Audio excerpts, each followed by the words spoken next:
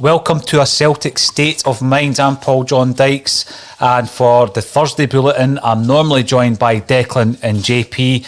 Last week we missed Declan because he was suffering from COVID. Welcome back, Declan McConville. How are you feeling? Cheers, Paul. Yep, on the mend now, so just a wee kind of warning saying to anybody, take it seriously. It's not nice, and if you can, make sure you wash your hands with a mask, whatever. It's not nice, but yep, beat the virus, so I'm back. You're back, and by the way, the virus will be spoken about on today's bulletin. You might notice the headline down the bottom.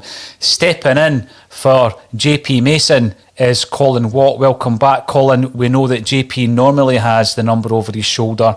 I figured it out. It's 26 days to Midtjylland, right? And we'll be talking about that. We'll be chatting about Neil Lennon's latest outbursts, where he takes aim at Ian Maxwell and Leigh Griffiths this time round. Who's next on the radar for Neil Lennon? We'll be talking also, sorry, what's that, Colin? Is that a wee self-portrait on there?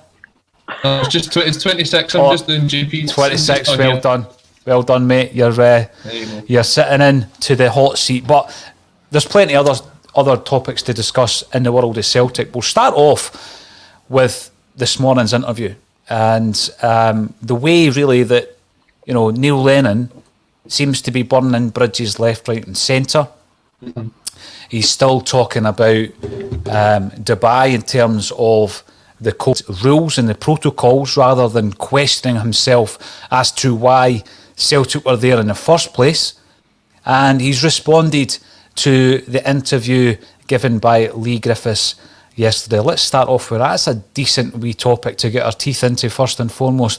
Declan, Leigh Griffiths is still under contract with the club. He has confirmed he's under contract until the end of this month, but that he is in discussions with Ange Postecoglou about extending his stay at Celtic Park. First and foremost, I stuck it out on a tweet the other day. Let's say it divided opinion. What side of the fence are you on, Dick?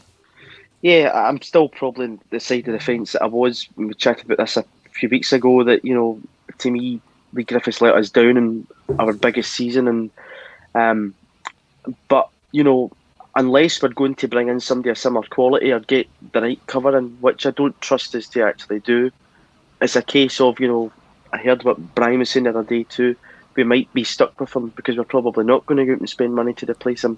Mm-hmm. So in my opinion, I probably wouldn't offer him a new contract, but I think it's very likely that the club will offer him a new contract. That was my take entirely, Declan, a la Anthony Ralston. I think what got people a wee bit hot under the collar was the fact that I called him a goal-scoring machine. Colin Watt, you've already commented on this. You seem to forget that last season he played a massive part in winning the quadruple treble Scottish Cup final. The season before that he played a massive part in Celtic turning things around after the defeat against Rangers. Are you still going to stick to that side of the argument? What's your thoughts, Colin? 26 days to the first competitive game. The only recognised strikers are Ajeti and Bayo. We don't know what's happening with Edouard at the moment. Will he play against Midtjylland? What's your thoughts? Are you changing your thoughts in any way, shape or form around Griff? No, I'm sticking to exactly what I said yesterday. I do understand the whole thing about you're kind of stuck in this scenario, and it's a horrible scenario that we find ourselves in, that you're literally accepting someone to come back who in normal times you'd be like, right, okay, it's the end of the road, it's time to part ways, but we're now at a stage where we can't even afford, not financially but just for the benefit of the squad, we can't afford for this guy to leave the club because, as you said, there's no one else there.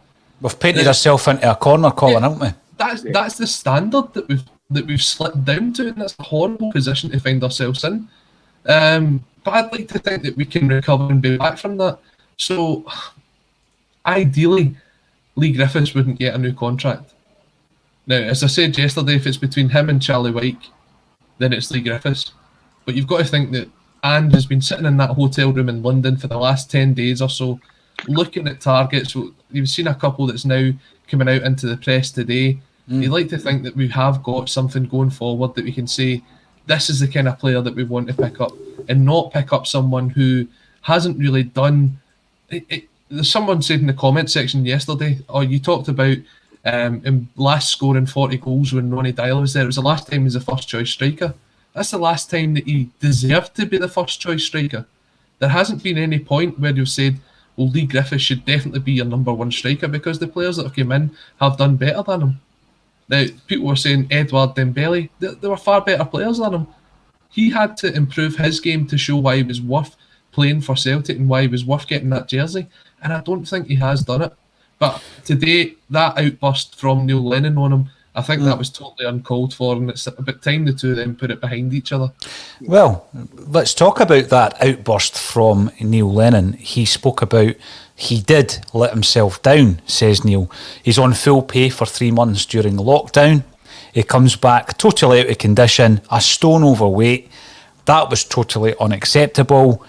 Now, there isn't much of that I disagree with, because you're a professional footballer, and a wee bit like Declan, when I'm doing research into days gone by, Dec, and you speak to the players of the 60s and the 70s, they used to tell you stories about how there was a group of players who struggled with their weight, who would come back every pre-season, a stone and a half, sometimes 2 stone overweight.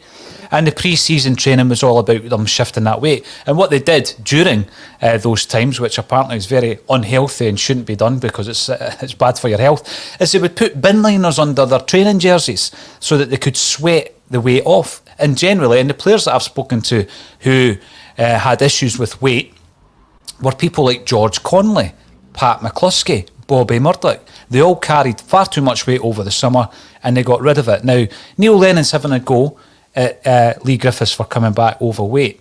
My question would be, if you're in lockdown for 3 months, you don't just say to your players, Declan, make sure you keep fit.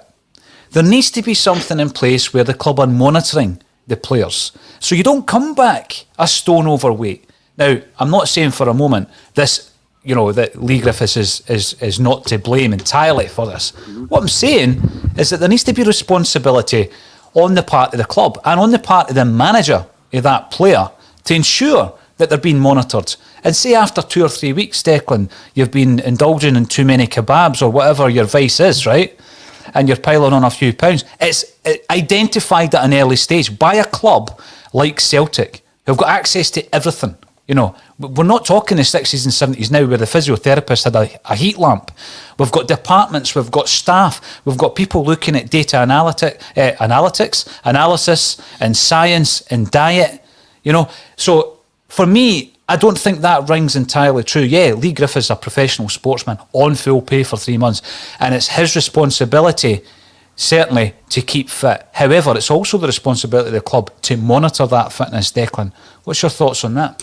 No, I would 100% agree with you. I mean, I've got a smart watch, I've got an Apple Watch, and it monitors loads of different stuff. If I go for a walk, it tells me how many steps I've did, how many calories I've burned, it tells me my heart rate and whatever.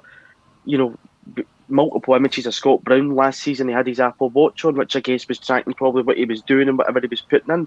So Celtic, a club the size of Celtic, and probably majority of football clubs across this country, will even have this very simple systems as that, where things can be monitored. They will check in with players, they will ask players to send analytics over, they can break them down and have a look.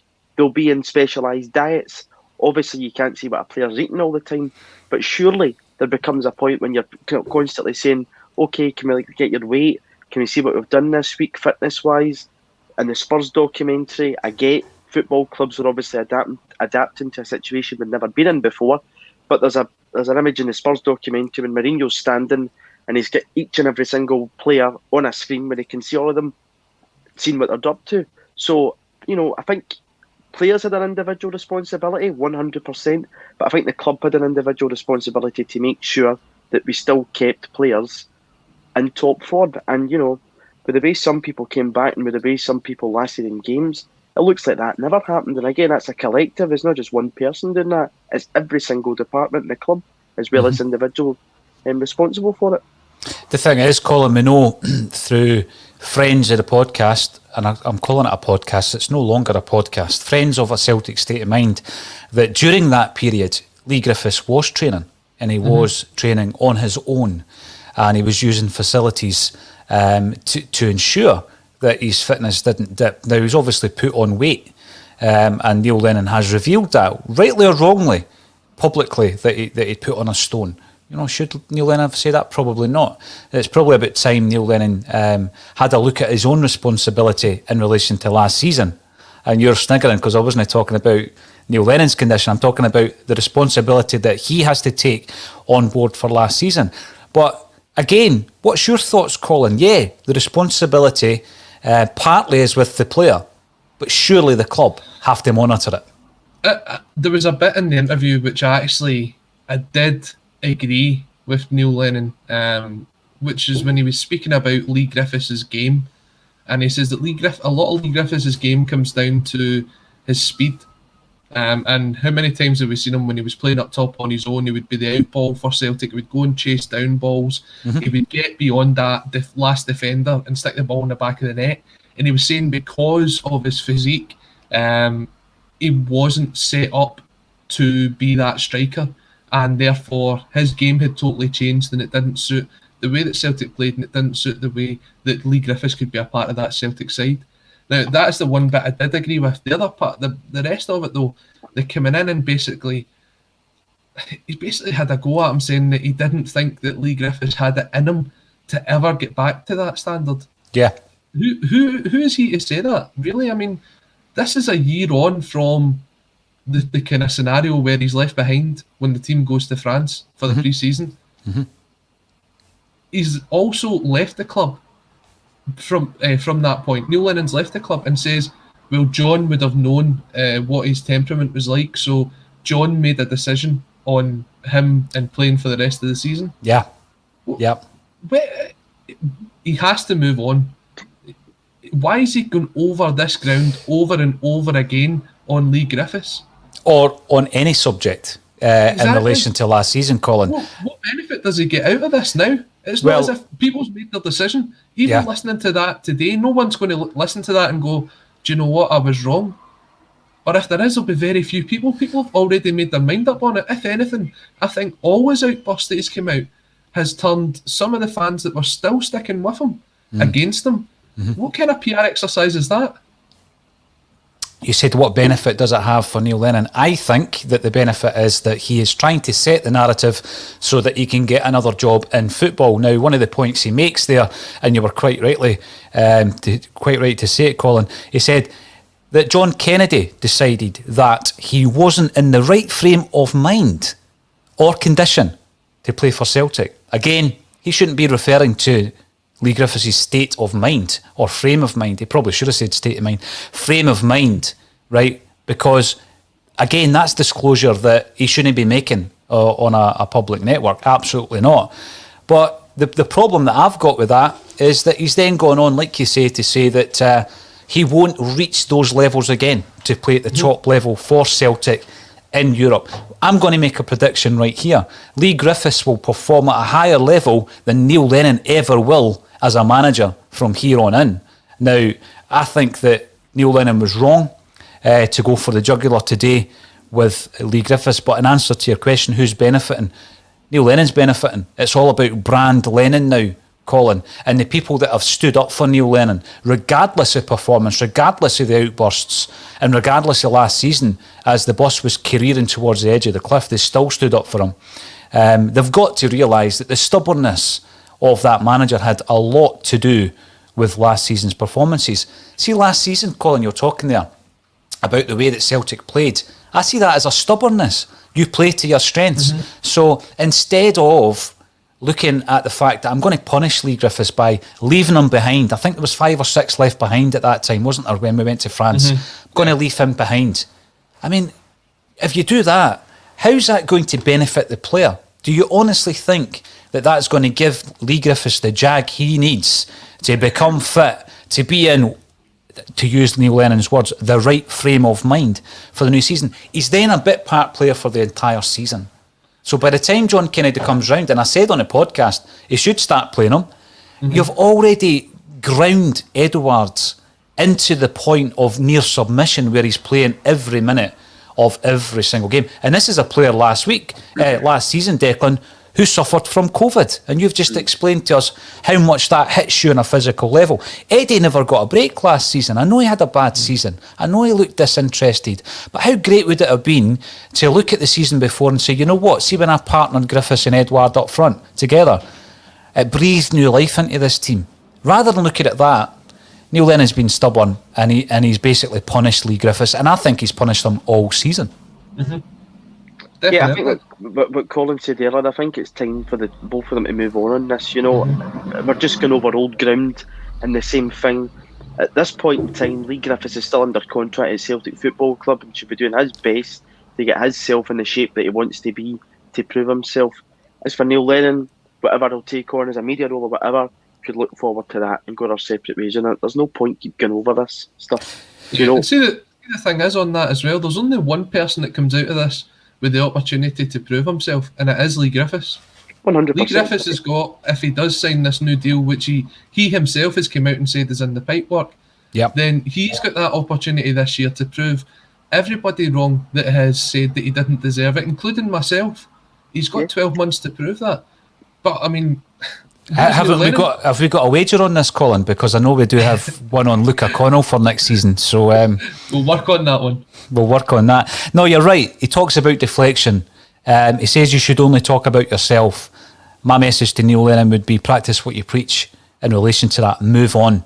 And whatever you do in life, you don't have to keep bringing up last season.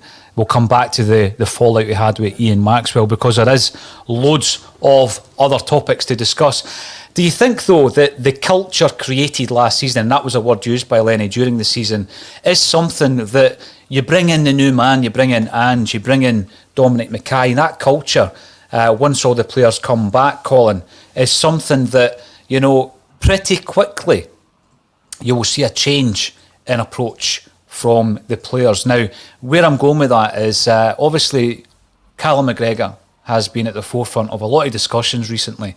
Again, I think he played far too much football in the last 4 or 5 seasons. But he looked tired, he looked jaded last season. And, some of the post-match interviews he gave, he looked and sounded completely cheesed off with what was happening at the club. He played 2 games at the Euros, Colin. I think he impressed in both games. Ange Postecoglou has referenced both performances and said he was very impressed. And we've spoken about a new manager and the new manager bounce that certain players get. And I know that a lot of people have used the Martin O'Neill, Bobby Petta angle. And I've said, well, I think Stan Petrov was, benefiting far greater than Petta ever did under Martin O'Neill.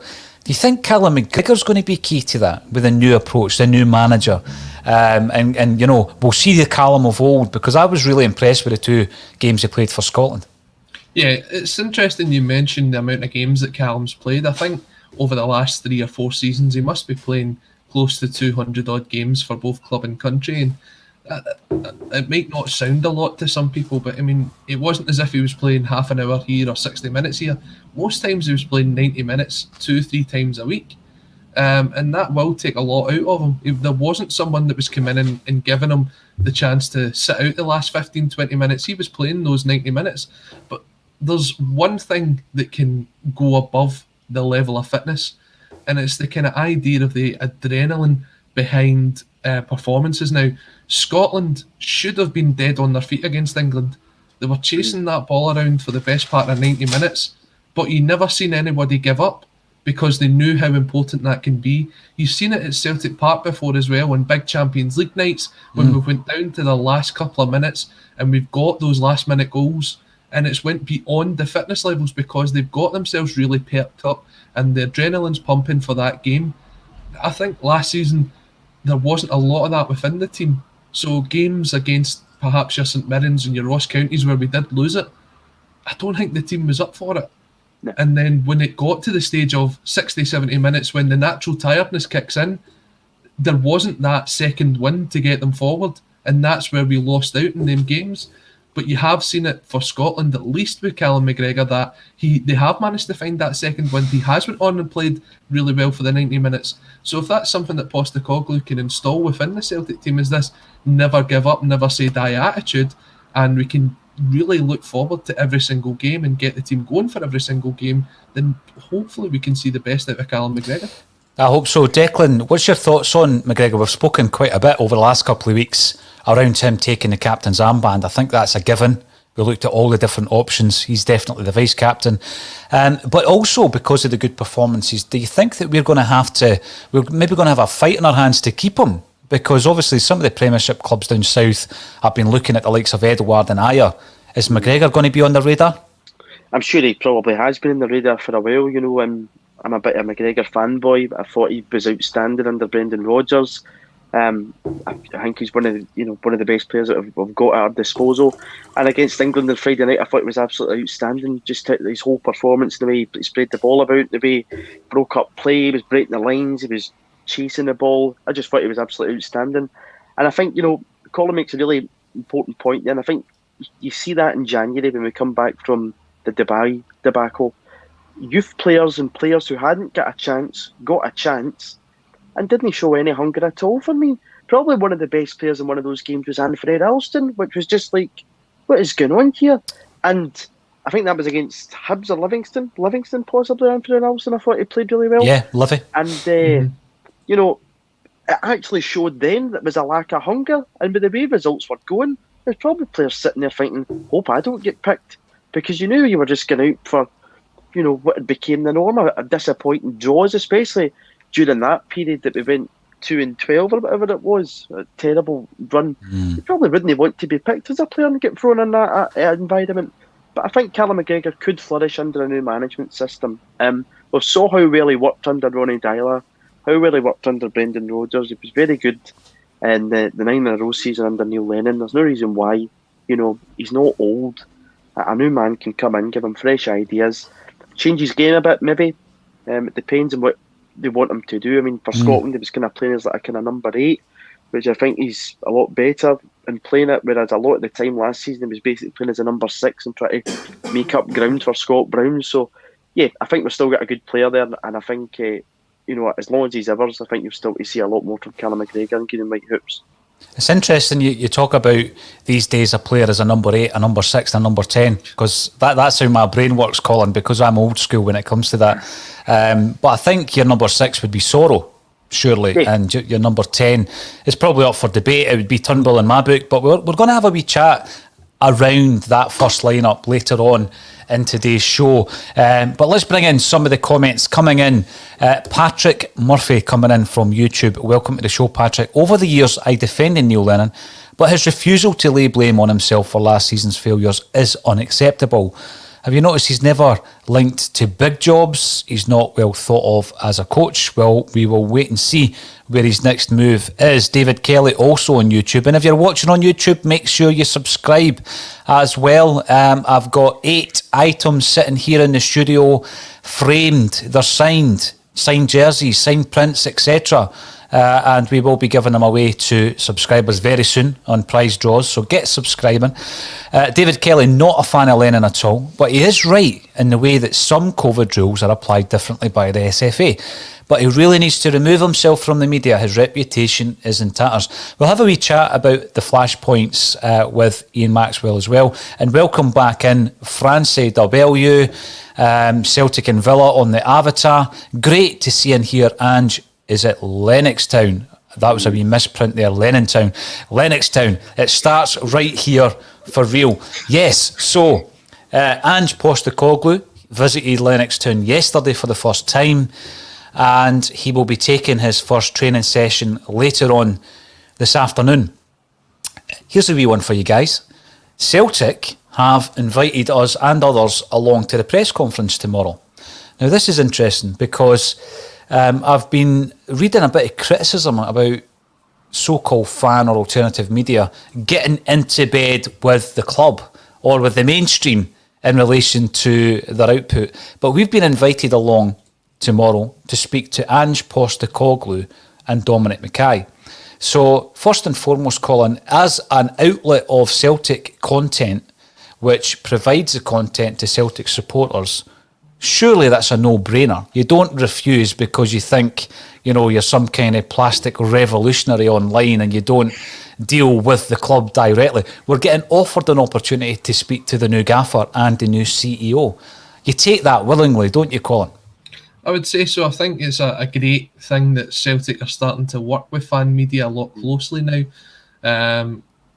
I think the best way to look at it is everyone that's here in the comment section, everyone that subscribes to the channel, everyone that speaks to us on social media, that speaks to us in person when they meet us, they've all got their own opinions, and they would all love to put that opportunity to Celtic, to the Celtic board. Now, a lot of people do it through getting in touch with John Paul Taylor, and I think he does a fantastic job as well. But this is an opportunity now for us as fan media to have that ability to raise these questions that are discussed on a daily basis to the club, to get the direct feedback from them, and then to continue the discussion that way, instead of us just in here speaking about what we see in the press, from the mainstream media, what comes out, what we're hearing from fans, what we're hearing from different people.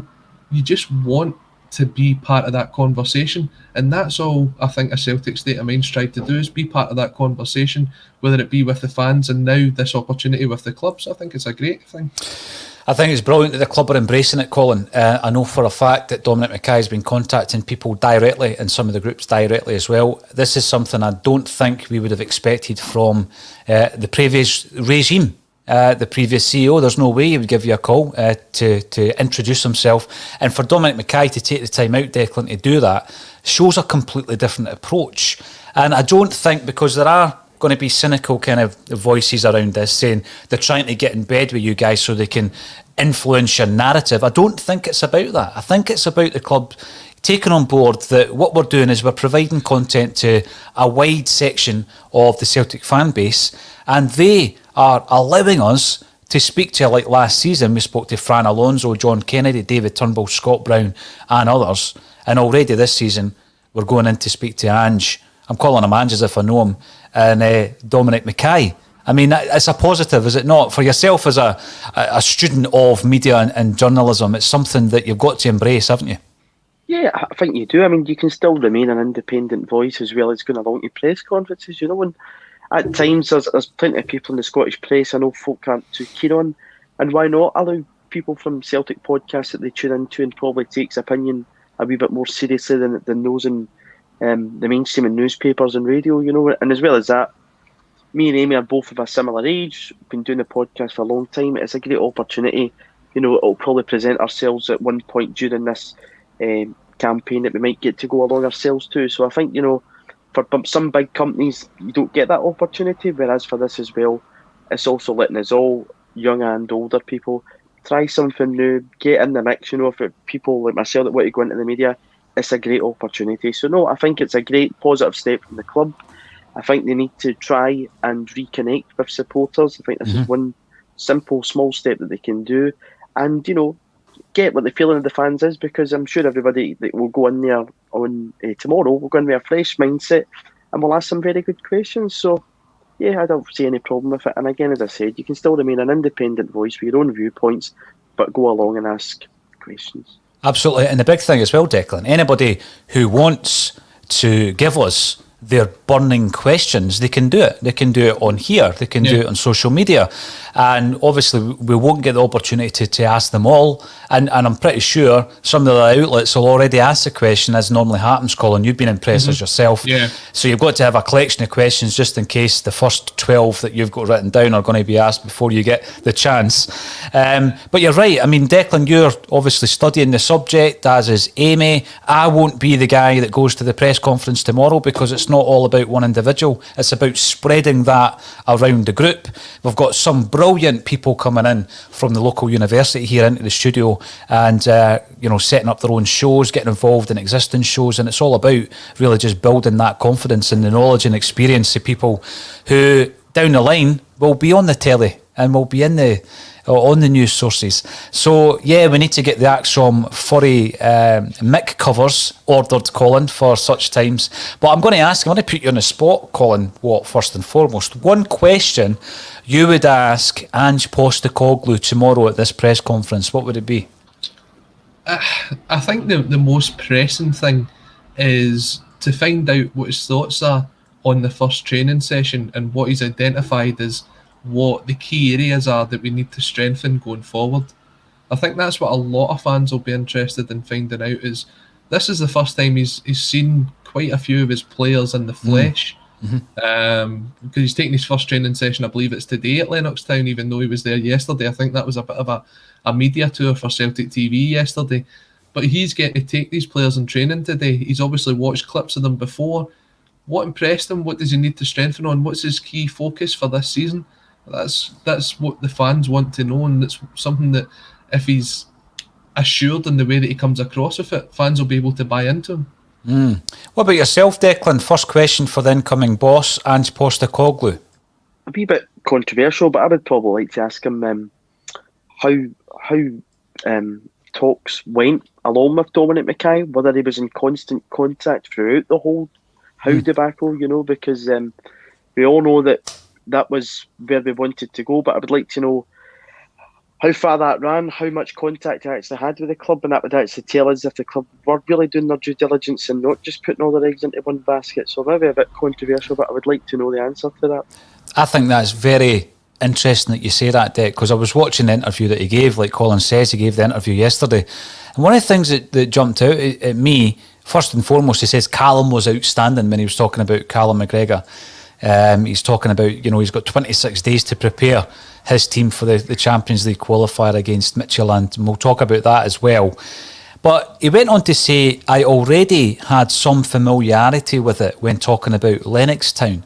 Now, we're in the game of looking at every interview and trying to pull every nuance from everything that's said about Celtic, so maybe I'm reading too much into it, but he already had some familiarity, and I instantly thought, Declan, this was along the same lines of, has he been an option in the long term? And I mean long term, as long as we've been looking for a manager. Has he been on our radar for some time? Colin, what do you think? I know that there's these links with the City Group, and his previous club are partly owned by the City Group. Has he been something that's been on our radar for a while?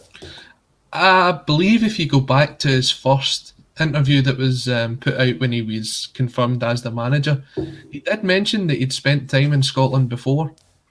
So you do wonder if maybe he's been to Lennoxtown before, if he's seen it as part of maybe his training that he's been doing for his badges. So when he says there's a familiarity there, you wonder if it's that. He also says that he hates Zoom, which I absolutely agree with. I think Zoom, it was great at first, but it absolutely died a death about 3 months into this pandemic. But Colin, what everybody wants to know is why your Zoom, why your dialing is failing. I mean, what are you downloading in another room? That's what we want to know. I don't know what's going on here. I'll need to have a word with Mr. Virgin Media. Colin knows. 2 days in a row. Colin, you know. And you need to sort it out. Let me go back to what I was saying, though. The idea that he's got that familiarity, it didn't look as if it came from having spoken to Kennedy and Strachan before. It was interesting watching him come in and Strachan saying, "Oh, nice to meet you." It was like, maybe they've spoken, but it doesn't feel as if he's managed to put that relationship together with them. And the question that would probably follow up from what I had if you too would be, are you starting to work on your own backroom staff, or are you happy with what you've got? Interesting. It's interesting because, Declan quickly mentioned Eddie Howe, and how's that going for you, Eddie? Would be my question for him. Obviously, he was going to get carte blanche when it came to backroom team, and that included director of football. Not much has been mentioned about that though, Declan, has it? Would that form maybe a question for Dominic Mackay at tomorrow's briefing? Yeah, I think, if I were to flip it and I was to ask Dom Mackay a question, I would ask him, you used the phrase modernisation in your interview with Celtic TV. What does that mean and what does it look like? Mm-hmm. Yeah, I mean, for you, Colin, what is the modernisation of Celtic Football Club? Is part of that the embracing of Celtic supporters? Because I think there's a huge part of the fan base who don't think that's been done for some time at Celtic. I think he mentions about the modernisation from top to bottom, and I think there's a lot of things that need brought up to standard across the entire club. When you look at the playing staff, does it mean that we're maybe looking at bringing in new technical coaches? Does it mean that we'll have a new focus on sports science, the way that we did have under Brendan Rodgers? But I'm not 100% sure what happened, because he took a lot of his coaches down to Leicester with him. Yeah. So did we ever replace that? There's obviously different protocols and different coaching methods that you have seen whilst working for the SRU. And that's not to do with how the game's played, but it's all around the fitness and the sort of mental aspect of that. Is that something he's maybe going to try and bring into the club as well? And I guess it would come down to the idea of transfers as well. From what we understand, Gary Penrice is also gone, along with Nick Hammond. So who is in charge of the scouting system there? Are we going to be modernising that as well? Are we going to have connections with other clubs? The same way that the sort of City group is formed, not to the full extent that you own the club, but you've got partner clubs where you maybe loan players out to teams in different leagues, which I think a lot of the clubs down south have really utilised. I think Chelsea send about 12 or 13 players to the one club every season, but they've got 10, 11 clubs around Europe and around the world that they can loan these players to. Is that something that Celtic will be interested in building a network? There's a lot of things that could be part of the modernisation of the club. Yeah, absolutely. And I'm going to speak about one of them in just a second, Colin. But before I do that, I don't want to focus solely on YouTube. We've got some comments coming in via Facebook, and a Facebook user has said, "Good to see you back, Declan. Big high five to you." As for Lennon Griff, there's two sides of the story. The truth lies somewhere in the middle. And I think that in the coming months, we'll probably be getting interviews with various players in various languages all across Europe, talking about their time at Celtic and the good, the bad and the ugly, and we will be getting about this. Now, here we go. Stevie Ray, will your questions be submitted ahead of the presser?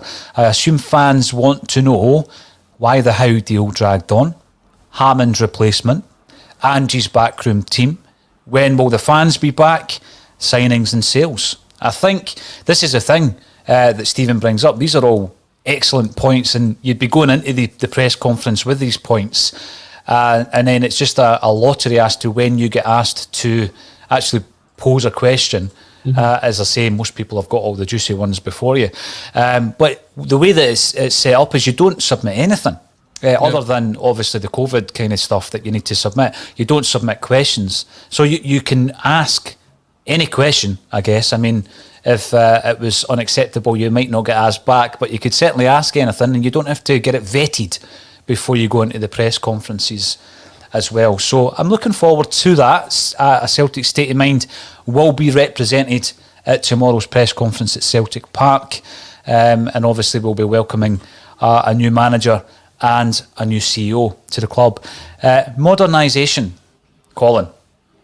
Part of the modernisation that I think was happening anyway, and that we're working on and building on, is the fact that there's other facets of the club. So we have the women's team playing Champions League football next season, and Celtic Colts within the pyramid, which I see as a modernisation method. You know, having a team underneath, and they're being referred to as a Celtic B team in any of the official Celtic communication that they're putting out, playing in the fifth tier of Scottish football, and brilliantly, and I think, and I mean this genuinely, some of these games, I think 10 of the games across the women's game and the Colts team are going to be streamed live as part of your season ticket package next season.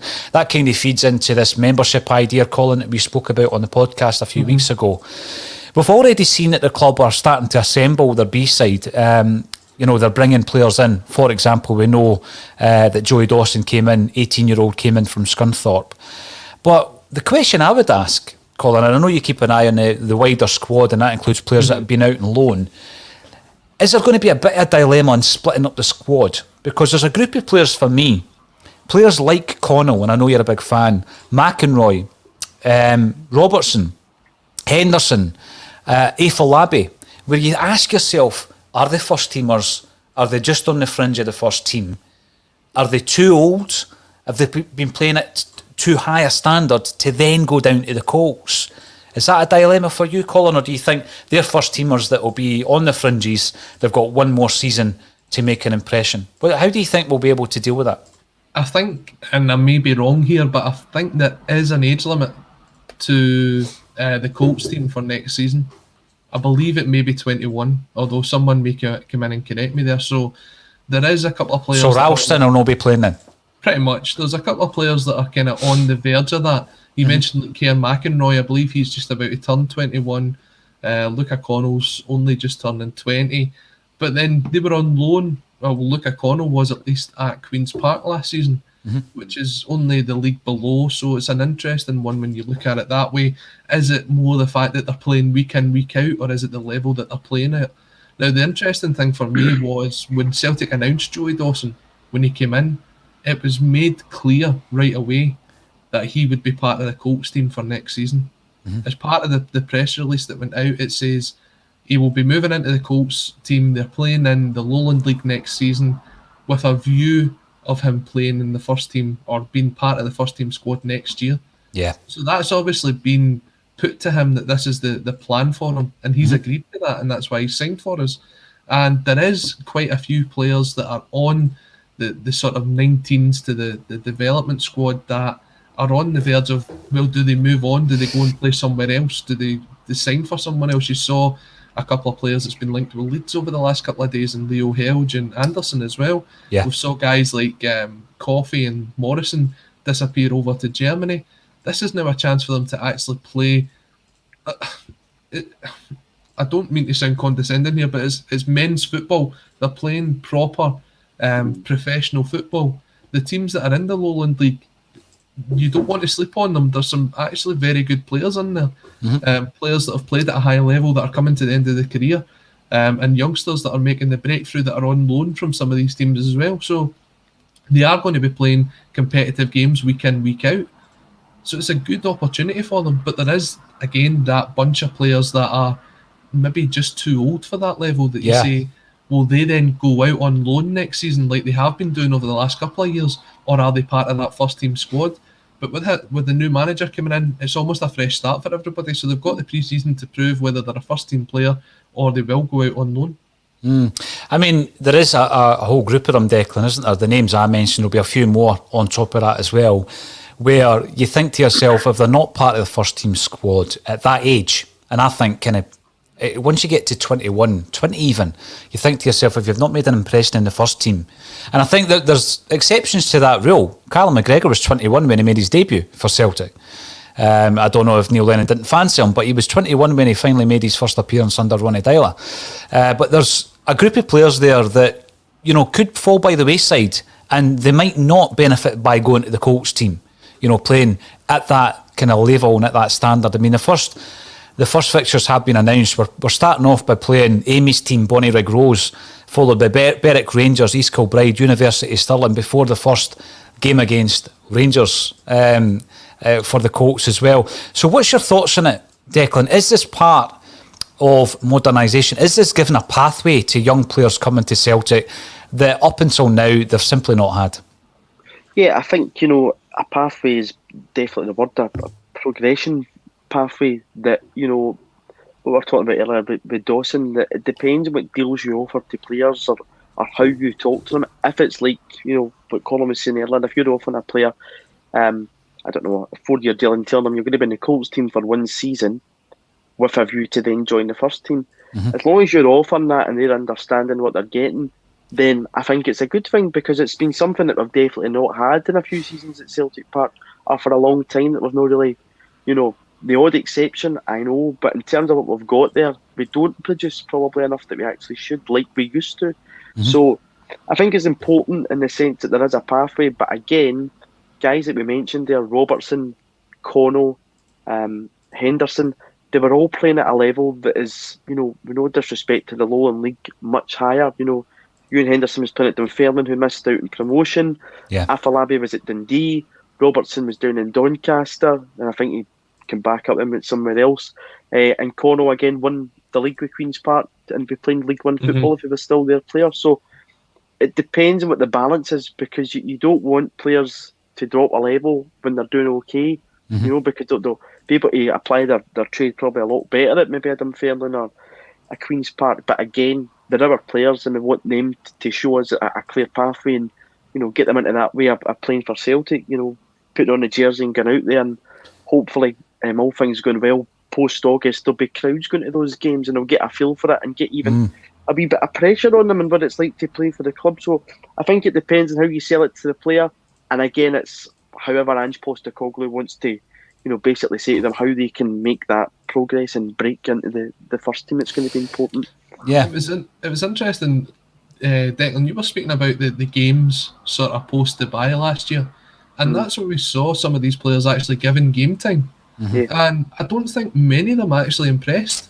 No. So is that because of the fact that they weren't given the chance to be part of the first team squads before that? Were they just thrown in from the cold? Or is it genuinely the fact that they haven't reached that level? And they've not reached that level because there's been no reserve football. They've been playing the odd friendly here and there. And that's why we ended up sending so many of them out on loan, even to the lower level of Queen's Park, which Luca Connell showed he was a step above that. Ewan O'Toole showed he was a step above playing for Clyde. But it was the only avenue that they had to get them football between then and the end of the season. The good thing about the O2 point you make there, Colin, is obviously on A State of Mind, which is the channel that ACSOM operates on.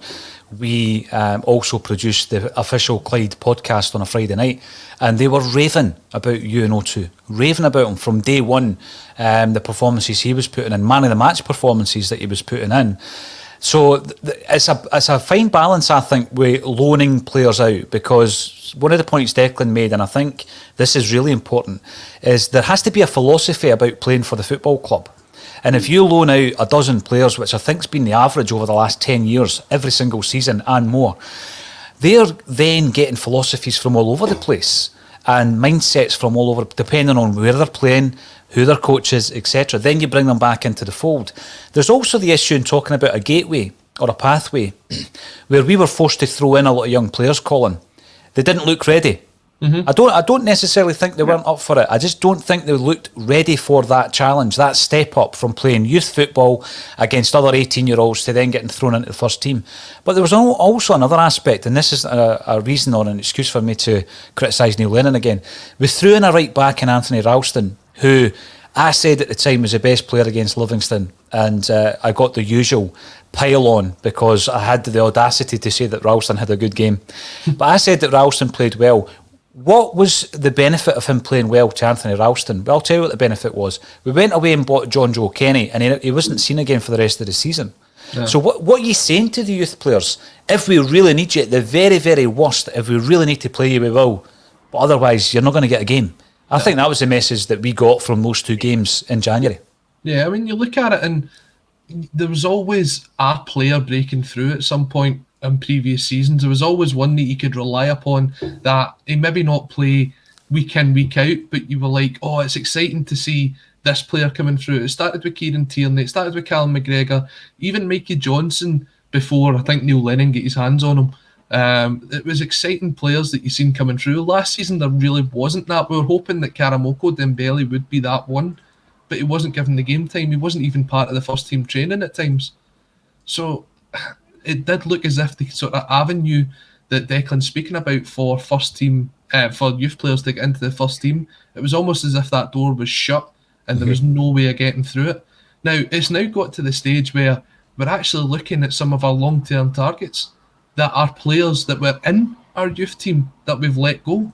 Yeah. And now we're having to spend money to bring them back. You're talking about Hickey? I'm talking about Aaron Hickey. Yeah. I mean, there's obviously going to be loads of players connected and linked to Celtic. There's a whole host of them already. And I look at that one with interest, Colin, Aaron Hickey, because we know that we were in the race for him when he was leaving Hearts. Bologna offered him better terms on a personal level. Celtic made money out of the deal anyway, I think, because we had a percentage of a sell-on clause. Roughly, yeah, was it about 300 grand Celtic made out of that deal, something like that? And now we're back in for him. We'll be talking about the Midtjylland potential lineup, because I know this will suit Colin to talk about one of the players that made it into his team of the decade, and we'll talk about that in just a second, Colin. Some more points coming through. Who do you reckon should be the manager, by the way, the Colts? Because here's a name for you. What about Darren O'Day? Do you think it's that kind of level we're looking at? Is it going to be an internal shimmy to the side, Darren O'Day being the Colts manager? What do you reckon? This hasn't been announced yet, has it? No, it's not been announced yet, no. I'd imagine it would be internal. Yeah. If it's not internal, I mean, the interesting thing is it's only a 1 year thing. The Colts been in the Lowland League. We don't know what the plan is going forward after that. But John Hughes, would that have been a bad shout? No, not cool. I think, again, what it would depend on, Colin, is the pathway for the manager as well as the players. So if they think to themselves, I'm going to manage the Colts team, because I think, although, it's an initial 1 year, they'll be looking towards their proposal for next season already, won't they? And part of that will probably be the kind of financials that, you know, fans attending the games and broadcasting and sponsorship will bring in. And they'll be looking at that proposal. But will managers see it? Because you see so many managers all across Europe who start with the B team and they make that progression up. Benitez's first job was with the B team. You know, will it get to that point? Is it also going to modernise the way that we, promote from within? A lot of people will say, well, you should give the job to the person who is the best at the job, regardless of any links that they have with Celtic. And I get that argument. But I also think that, you know, when it comes to this particular season, it's a one-off at the moment. I would maybe expect someone like Darren O'Day to take the team. Would you be happy with that? I could see Kennedy doing it as well if it was one way to keep him at the club. I think that would be something that Celtic would look to do. If Ange doesn't want him as part of his backroom team, he'll end up being put in there. I don't know what you think, Declan. Yeah, but that's one of the big questions that's coming in, Dick, is who's the backroom team? We see a lot of that coming through. Brian Murphy, why are Kennedy and Strachan still in the building? I think they're still in the building because they're part of the backroom team. Yeah, 100%. I think that they will be sitting beside him against Midtjylland and that first game against Sheffield Wednesday. Because I don't know if you've noticed in the interview with Paul Cuddy and Ange Postecoglou, but their names just get slipped into the sentence and how important they've been. And he has been in contact with both of them and been talking to them regularly. So I really do expect him to be in. I think that was the hint in that interview that it would be there. But yeah, I think I totally agree with you, Paul, that in terms of young coaches especially, can there be a pathway? You know, we saw Stephen McManus come in late on when John Kennedy got the job. And yeah, he's been involved in the youth setup, but you know, he's probably not had that a bit of time to go from taking charge of, you know, something with a bit of pressure on it. Not that I'm saying the Celtic youth setup isn't, but in terms of coaching players, try to develop them, give them that progress. If you could then be saying, right, okay, Ange Postecoglou's looking at it and saying, right, okay, then give one of these guys a chance to come up and join my backroom team and the first team. So I think that's something to look at for anybody that's, you know, in about the building. They're probably the younger guys, Stephen McManus, Darren O'Day, if that would be something that we would go for to then try and move up into the first team. I think so, and it's all about retaining talent. I mean, Sean Maloney, for example, he was in the building, but we didn't retain him. You know, and he's now working with the top seeded club in the world, country in the world, in Belgium. Did we not speak about this before though, Paul? When you go back to the likes of when Martin O'Neill took over, he didn't have his backroom staff in right away, did he? Yeah, it took some time. Yeah, it took some time. I think was Kevin not speaking about Reaper was part of the coaching setup to begin with. I think he was. Mark Reaper, so yeah. If it gets to the stage, obviously, first the training's back now, so you are going to need coaches to help you out taking the training. Postecoglou can't take to deal with everything, so having that background staff there, players that have been at or people that have been at the club, then maybe over time he will replace them with his own people that he trusts. It's probably, I don't want to say important, but it probably is for them to be there as part of this transition period. Yeah, I think you're right. And keep the questions coming in after the broadcast is finished. You know where we are on social media. Social media, Joy Division 61, welcome back. You're commenting via Periscope on Twitter. Who is your backroom staff and who chooses the incoming transfer? It's a massive bone of contention at the moment. How can you possibly start building a new team if indeed you're not part of the recruitment process? There's loads of players being linked to Celtic at the moment, as you would imagine. But one of the things that I find quite interesting is we look at Scotland at the Euros. We waited 23 years. Colin, get used to this, guys, because I know you are from our younger generation. You wait 23 years and it lasts 8 days. Now, in that squad of 26, half of them were either Celtic players, former Celts, or they were academy Celts, you know, so you can throw in Stephen O'Donnell, for example, Gallagher and Robertson, I think that was the third one, who didn't do too badly when he left Celtic. So half of the squads have got that Celtic connection. Is there anybody in there that would interest you moving forward, talking about a new era, a new team? Anybody in there that impressed you? Oh, I'd take Andy Robertson every day of the week, but I take it that's not one of John McGinn. Exactly. John would be all right. Oh, come on, mate. We've got to get through a broadcast without mentioning John McGinn. We've got to get through a broadcast without mentioning him. Anybody else that you think But listen, I'm not pushing us towards Stephen O'Donnell. I know he's been mentioned a few times. That, for me, isn't the type of player that I think Celtic should be strengthening with. Anybody else? Anybody that piqued your fancy? We might look at, I'm not saying go out and buy him, is probably Kevin Nisbet, just for what he's done so far. And again, if it's probably coming down to Griff or Kevin Nisbet, I'd be opting for Kevin Nisbet over Leigh Griffiths. But again, I don't know what they'll be looking at. A price tag for him is another player I think we possibly could look at. Again, I'm not saying go and buy him. As Ryan Fraser as an option as a winger. But it all depends, And again, the Sods, I wouldn't touch him. I thought he played really, really well against England, but I just don't think it's a level of player that we should be trying to go for. No. What's your thoughts, Colin? Yeah, I think Declan's right. I think there was some players that really surprised people with their performances. I think Grant Hanley played really well for Scotland, and was one that was probably a bit of a laughing figure amongst the Tartan Army beforehand, but he did come in and play well, and when he took off injured, Scotland really struggled after that. But there isn't really anybody, apart from the ones that are probably out with our price range, that you'd really like to see play for Celtic next season. I know when you look at it, you mentioned about obviously players that were a part of the academy and stuff like that. Scott McTominay's actually on that list that was leaked out. He was someone that we're looking to try and get in on loan. So that was an interesting one as well. I mean, would his career have progressed to the level that it's at if he'd came up here? Who knows? I know what I think. Even looking, and we spoke about this last year as well, even looking at the goalkeeper scenario, I still wouldn't fancy taking David Marshall this season. I think his time's kind of come up now. What is he, 36, 37 now? 36. I agree with that. Yeah, so I don't think there is anybody, again, apart from the obvious ones that are out with our price range, that I'd like to see at Celtic Park. I'm just glad we never spent $6 million in Scott McKenna, by the way, because he was mince. Mince. Yep, I've seen a lot of people mentioning Hanley. I know that you mentioned him as well, Colin. But you've also got to say, well, he's a captain in Norwich, isn't he not? Captain in Norwich. Yeah, he is. Yeah. I think so, they're in the EPL. He gets a chance to play with the likes of Timu Pukki every week. Why would he leave that? So when we're looking at some of the players that we've been linked with, Ryan Gauld, Aaron Hickey, and others. I mean, it's happening every other day. You've got another name coming in. This is welcome to pre-season. Hadjuk split defender is the latest one. Mario Vuskovic. Let's talk about that first lineup in 26 days' time, Colin. Right?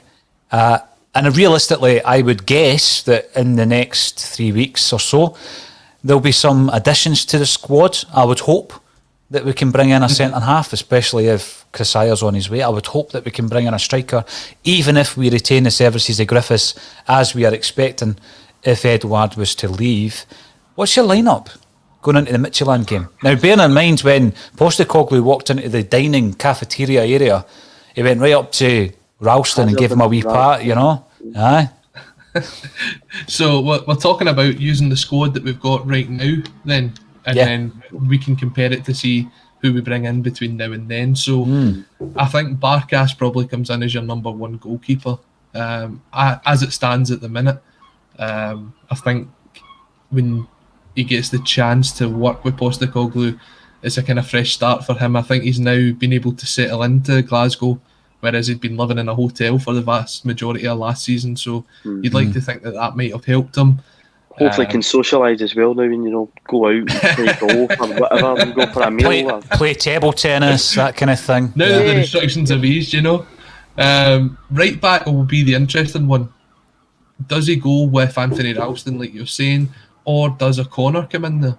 O'Connor, who done very well last season on loan, part of the Irish national team at the minute as well. So that'll be, as it stands, between them two.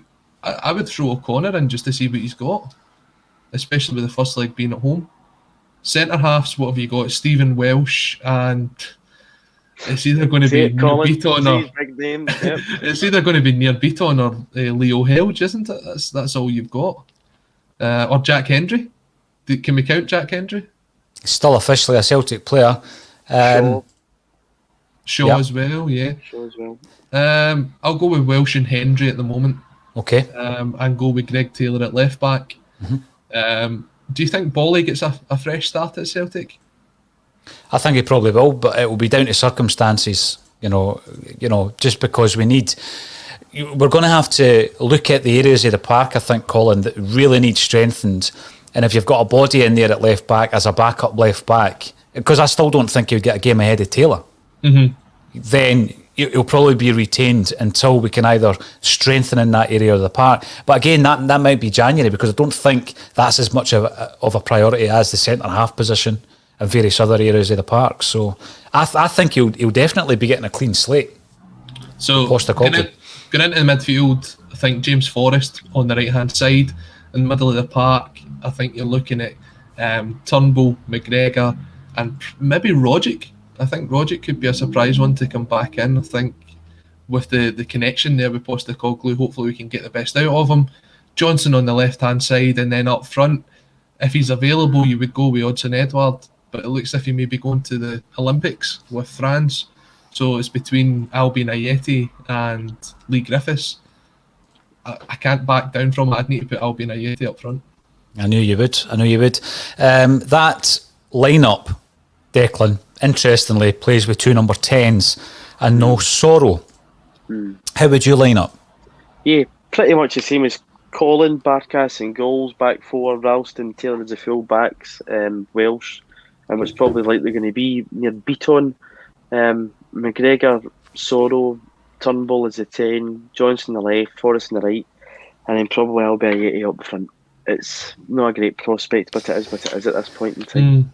We spoke about that back 4, Colin, a few months ago, and there was a few sniggers in the room when we suggested that it might line up as such, but it's coming to fruition. If indeed Chris Ayer leaves, if indeed Hendry is unavailable for selection at that point, and if we have not brought anybody else in by that stage in 3 weeks' time, it's going to be a difficult one. But do we have enough, Colin, to scrape through the first qualifying round?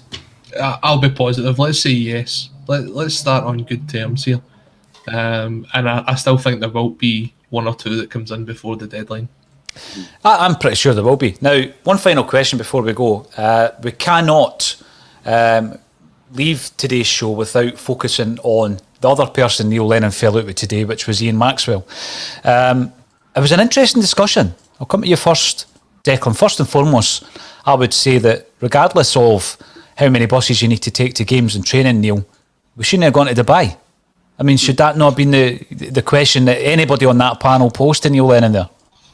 I think, I'm still of the opinion on this that Neil Lennon might think that the club are hard done by. He's entitled to that opinion. But the fact that the chief executive came out in a video to apologise to Celtic fans saying, we got it wrong, and then a couple of days later, we get a completely different argument and insight. It's woeful PR. In any company, whether it's a football club, a business, you all go by the same company line, and that wasn't it. So, the club had made a decision that it was a bad idea. So, why did Neil Lennon think to go away and stay away from what the club's PR was? Because surely that was what the feeling was within the building. Now, again, that's maybe been something that's caused a bone of contention still, because Brian Wilson was still saying a couple of weeks ago that we were shafted. But the club came out and apologised, said sorry, that should have been it. It was a wrong decision. Why we went there is still ludicrous, and I won't change my opinion on that. I agree with you, Declan. Colin, anything to add?